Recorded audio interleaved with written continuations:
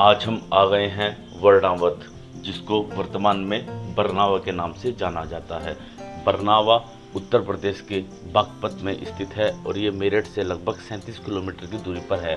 ये जो आप अवशेष देख रहे हैं ये हैं लक्षागृह के अवशेष, जो कि पांडवों को मारने के लिए बनाया गया था।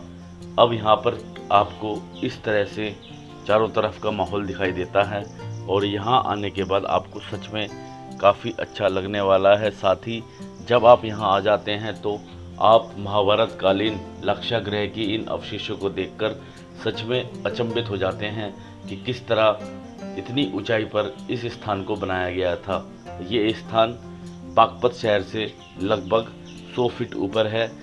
पूरे बागपत में आपको केवल इसी स्थान पर पहाड़ की चोटी दिखती है और यहाँ पर आप देखेंगे लक्षागृह के इन अवशेषों को।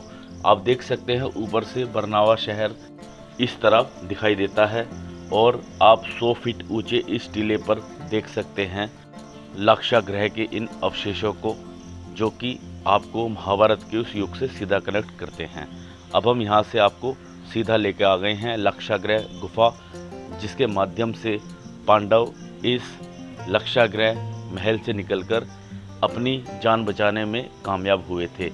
अब इस गुफा को पक्का कर दिया गया है क्योंकि बड़ी संख्या में टूरिस्ट यहाँ पर आते हैं। और यहाँ पर आप देखेंगे दो गुफाएं हैं। एक गुफा जो कि सीधी ऊपर से लक्षागृह से आती है और दूसरी गुफा आगे हिंडन नदी तक जाती है। इस स्थान को अब आर्कियोलॉजिकल सर्वे ऑफ इंडिया द्वारा रिजर्व करके रखा गया है, इसलिए यहाँ पर आप किसी भी तरह की छेड़छाड़ नहीं कर सकते। इन सीढ़ियों के माध्यम से हम गुफा पहुँचे हैं और लगभग हमें 100 फीट नीचे उतरना पड़ता है इन गुफा तक पहुँचने के लिए लक्षागृह महल से। अब हम आपको गुफा के अंदर लेकर चलेंगे और आपको गुफा को अंदर से दिखाएंगे। क्योंकि ये काफ़ी पुरानी गुफा है, इसलिए इसको आर्कियोलॉजिकल सर्वे ऑफ इंडिया द्वारा मेंटेन करके रखा गया है। और इस गुफा के अंदर जैसे ही आप घुसते हैं आपको ठंडक भी फील होती है। दोस्तों अब हम गुफा में आ चुके हैं और ये गुफा दोस्तों मात्र 3 मीटर अंदर घुसने के बाद समाप्त हो जाती है। यहाँ से दोस्तों हम फिलहाल निकलते हैं। आप देख सकते हैं मैं बड़े आराम से इस गुफा से दोस्तों बाहर निकल रहा हूँ। कहीं से कहीं तक कोई दिक्कत वाली बात नहीं है। अब हम दोस्तों बाहर आ चुके हैं। बस दोस्तों इतनी ही बड़ी ये गुफा है और यहाँ आके ये गुफा ख़त्म हो जाती है। अब हम दूसरी वाली गुफा की तरफ जाएंगे। चूँकि हम सुबह सुबह यहाँ पर आ गए हैं, फिर भी आप देख सकते हैं कई सारे टूरिस्ट यहाँ पर पहुँच गए हैं और अब हम जा रहे हैं गुफा के अंदर। ये गुफा थोड़ी सी ज़्यादा लंबी लग रही है क्योंकि काफ़ी अंदर तक बाहर से ही देखने को मिल रहा है। अब हम लोग गुफा के अंदर लगभग 10 मीटर के आसपास बढ़ चुके हैं और जैसे जैसे हम गुफा के अंदर बढ़ते जाते हैं वैसे वैसे दोस्तों गुफा के अंदर ठंडक भी बढ़ती जाती है और साथ ही साथ यहाँ पे हमारी आवाज़ भी गूंज रही है। इस गुफा के अंदर जाना सच में अपने आप में अमेजिंग एक्सपीरियंस है और इस गुफा को आप देखेंगे कि इतने सालों के बाद भी ये मेंटेन्ड है।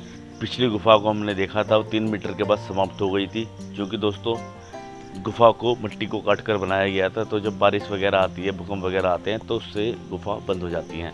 और इसी तरह ये गुफा भी 12-15 मीटर बढ़ने के बाद समाप्त हो चुकी है। इसका भी रीज़न वही रहा होगा, बारिश आती है, तूफान आते हैं, जिससे गुफा के अंदर मिट्टी भर जाती है और फिर समय के साथ साथ गुफाएं बंद हो जाती हैं। लेकिन यहाँ पर आना अपने आप में काफ़ी अमेजिंग एक्सपीरियंस है, जो कि आपको काफ़ी अच्छा फील कराने वाला है। हमारे साथ साथ आप देख सकते हैं यहाँ पर जो अन्य टूरिस्ट आए थे वो भी आगे बढ़ चुके हैं और वो भी इस गुफा को एक्सप्लोर कर रहे हैं।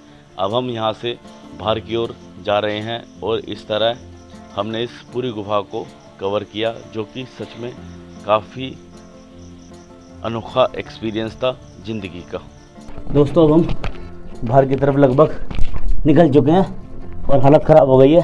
थोड़ा सा दोस्तों अब हम सांस लेंगे क्योंकि बहुत मुश्किल दोस्तों टास्क था अपने आप में। गिरते पड़ते आ रहे हैं।